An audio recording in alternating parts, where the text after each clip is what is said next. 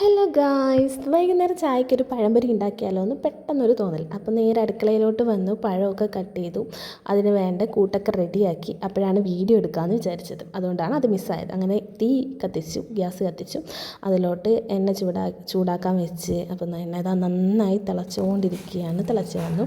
ഇനി നമുക്കതിലോട്ട് നമ്മുടെ ഓരോരോ പഴങ്ങളായിട്ട് ഇട്ട് കൊടുക്കാം. മസാലയൊക്കെ പുരട്ടിയ പഴം വെച്ച് കൊടുക്കുകയാണ്.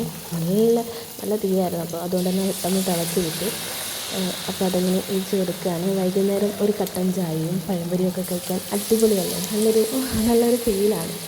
അപ്പം ഉണ്ടാക്കാമെന്ന് വിചാരിച്ച് വന്നതാണ്. അപ്പോൾ ഓരോന്നായി ഞാൻ ഇട്ടുകൊണ്ടിരിക്കുകയാണ്. കുറച്ച് പാത്രത്തിൻ്റെ മുകളിലൊക്കെ പോയിട്ടുണ്ട്, സാരമില്ല.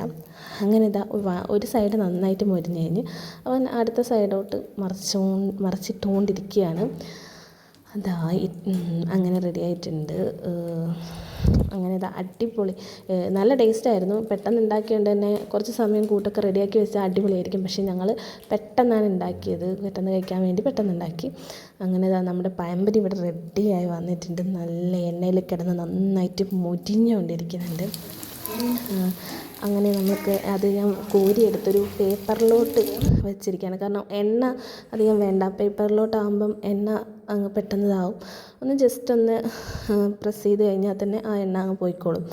അങ്ങനെ നല്ല അടിപൊളി പഴംപൊരി ഉണ്ടാക്കി വെച്ചിട്ടുണ്ട്. അത് ജസ്റ്റ് ഒന്ന് ആ പേപ്പർ കൊണ്ട് ഒന്ന് തുടച്ച് കളഞ്ഞു. അങ്ങനെ തന്നെ പാത്രത്തിലോട്ട് മാറ്റുകയാണ്.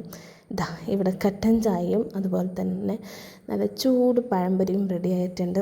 അപ്പം നമ്മുടെ ചാനൽ ഇതുവരെ സബ്സ്ക്രൈബ് ചെയ്യാത്തവരാണെങ്കിൽ സബ്സ്ക്രൈബ് ചെയ്ത് സപ്പോർട്ട് ചെയ്യണേ.